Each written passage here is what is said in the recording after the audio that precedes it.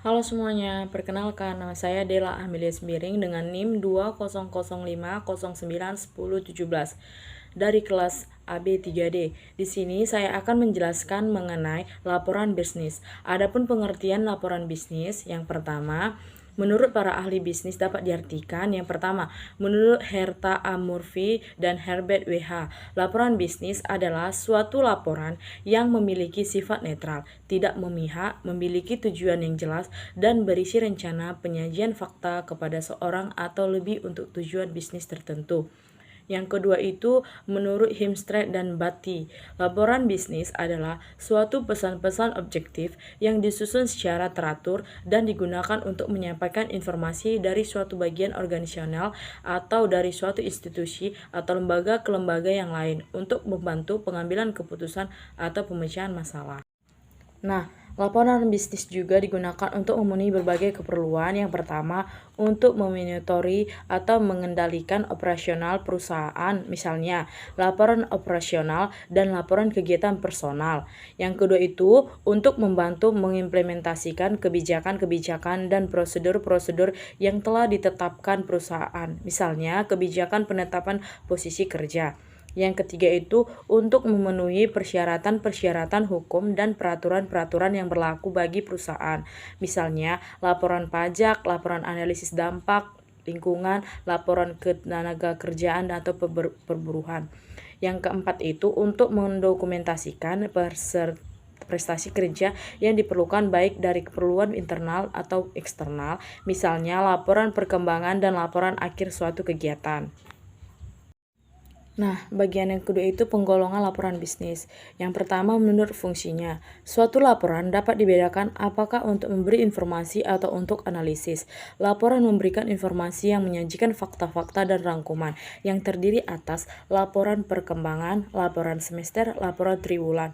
Laporan analistik yaitu menyajikan fakta-fakta, menganalisis dan menafsirkannya, kemudian mengambil kesimpulan dan memberikan rekomendasi. Yang kedua itu menurut subjeknya, suatu laporan dapat dibedakan menurut dari departemen mana suatu laporan itu diperoleh. Sebagai contoh, laporan akuntansi, laporan periklanan, laporan pengumpulan kredit, laporan pembelanjaan, laporan asuransi, laporan pemasaran, laporan ekonomi, laporan produksi, laporan personalia, laporan statistik, dan laporan teknik. Yang ketiga itu menurut formalitasnya. Suatu laporan dapat dibedakan atas dasar apakah bersifat formal atau non-formal.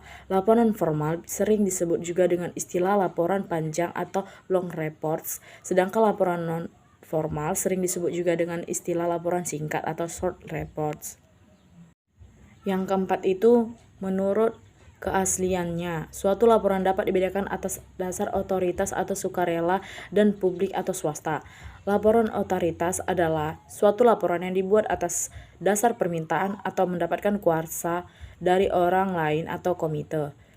Yang laporan sukarela adalah suatu laporan yang dibuat atas inisiatif Anda sendiri. Laporan swasta adalah suatu laporan yang dibuat oleh perusahaan-perusahaan swasta. Laporan publik adalah suatu laporan yang dibuat oleh lembaga-lembaga pemerintah termasuk sekolah-sekolah, rumah-rumah sakit, atau lembaga-lembaga lain yang dibiayai oleh negara. Nah, ada juga dia menurut frekuensinya, suatu laporan dapat dibedakan atas dasar apakah secara berkala atau khusus. Laporan berkala dapat dikeluarkan secara harian, mingguan, bulanan, semesteran, atau tahunan. Contohnya, laporan bursa saham setiap jam, laporan penjualan tiap hari, laporan biaya tiap minggu, laporan produksi setiap bulan, laporan kegiatan komite tiap kuartal.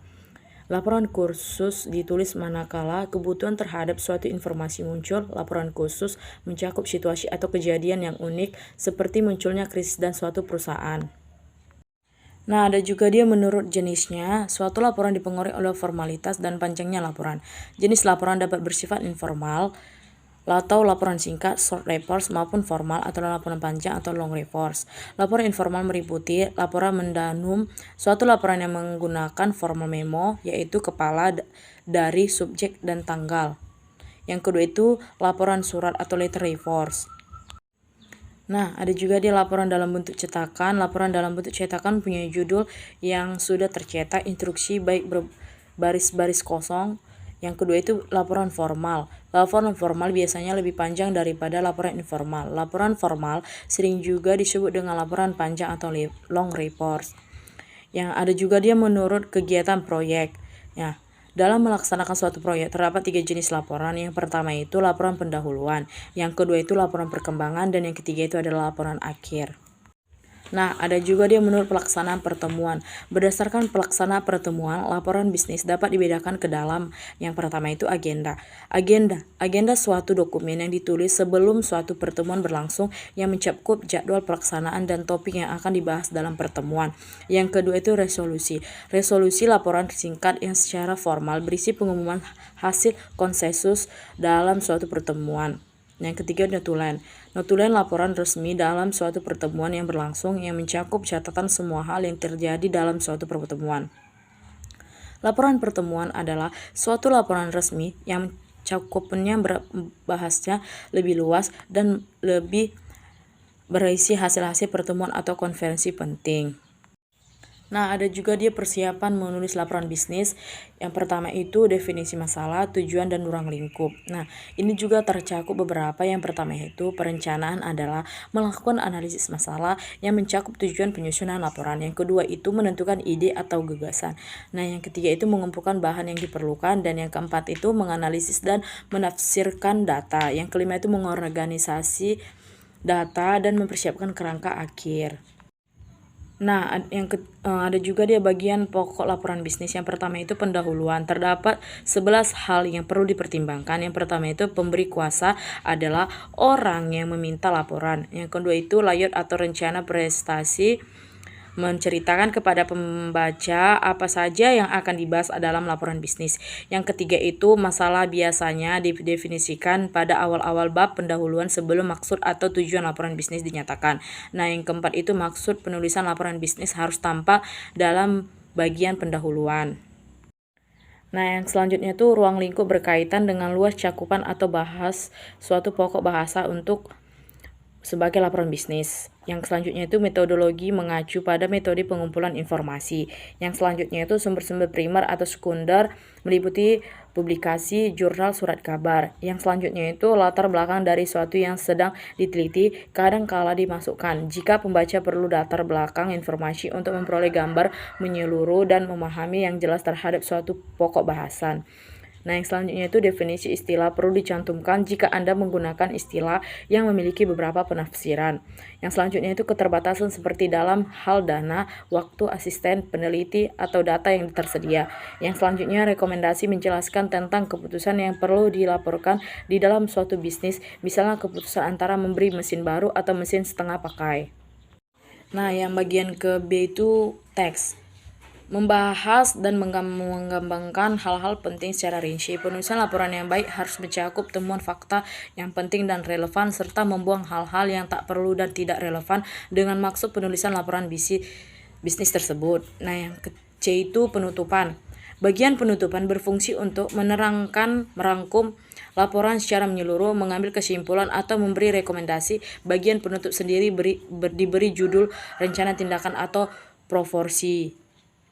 Nah, dari bagian penutup itu ada juga rangkuman. Rangkuman ini berisi ringkasan menyeluruh dan ada juga dia kesimpulan, yaitu berisi evaluasi fakta-fakta yang dibahas tanpa memasukkan pendapatan pribadi penulis. Nah, yang ketiga itu rekomendasi. Rekomendasi menyarankan suatu program tindakan yang didasarkan pada kesimpulan yang telah dibuat. Nah, ada juga yang ketiga, yaitu rencana tindakan, merupakan pernyataan terakhir yang mencakup waktu pelaksanaan program, anggaran yang diperlukan, dan orang-orang yang bertanggung jawab terhadap program atau proyek yang akan dilaksanakan.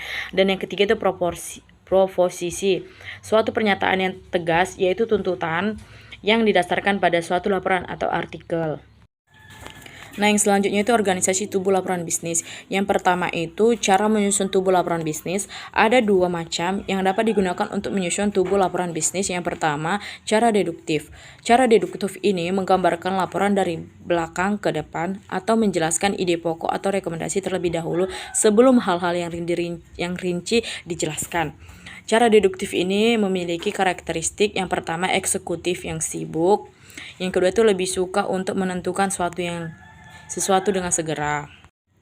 Nah, yang ketiga itu ingin mengetahui good news atau informal netral. Yang keempat itu ingin menganalisis data lebih baik, dan hal ini akan menjadi lebih mudah jika kesimpulan dan rekomendasi dicantumkan pada awal laporan. Yang kelima itu ingin mengetahui pandangan penulis dengan segera. Dan yang keenam itu lebih menyukai laporan yang disusun dengan cara deduktif. Nah, cara yang kedua itu ya cara induktif. Cara induktif ini menjelaskan fakta-fakta yang ada sebelum ide-ide pokok, kesimpulan atau rekomendasi ditemukan. Cara induktif memiliki karakteristik yaitu yang pertama, ingin mengetahui penjelasan secara rinci terlebih dahulu untuk dapat memahami kesimpulan dan rekomendasinya. Yang kedua itu ingin mengetahui kesimpulan yang kurang menyenangkan. Nah, yang selanjutnya itu mungkin merasa kesimpulannya tidak biasa dan dapat menerimanya. Yang berikutnya perlu membaca keseluruhan laporan, bukan hanya bagian akhirnya saja. Dan yang terakhir itu lebih menyukai laporan disusun dengan cara induktif. Nah, yang berikutnya itu cara menyusun teks laporan bisnis. Yang pertama, membuat topik-topik atau kriteria. Yang kedua, menyusun urutan suatu peristiwa atau kejadian-kejadian. Yang ketiga, mendeskripsikan lokasi atau tempat. Yang keempat, menjelaskan suatu proses atau prosedur. Yang kelima, menyusun urutan tingkat pentingnya secara alfabet. Yang keenam, menyusun urutan tingkat familiaritas. Yang ketujuh, menyusun sumber-sumber yang digunakan. Yang kedelapan, pemecah masalah. Nah, ada juga metode kerangka. Yang pertama itu jenis-jenis judul. Dapat digolongkan ke dalam 4. Yang pertama itu judul topik, yang kedua judul kalimat lengkap, yang ketiga judul kalimat imperatif, yang keempat judul varian. Nah, yang kedua bagian B itu format kerangka. Ada 5 hal yang perlu diperhatikan. Yang pertama, tempatkan ide-ide yang paling penting pada tingkatan tertinggi, lalu pertimbangkan panjang laporan subjek atau pembaca. Yang kedua itu sedapat mungkin cobalah untuk menjaga keseimbangan masing-masing bagian. Jika Anda membagi suatu topik, paling tidak Anda mempunyai 2 judul. Yang keempat itu gunakan pertimbangan dengan baik, jangan terlalu banyak dan jangan terlalu sedikit untuk subjudul. Dan yang terakhir itu tidak pernah menggunakan judul laporan sebagai bagian judul. Nah, itulah penjelasan saya mengenai laporan bisnis. Sekian dan terima kasih.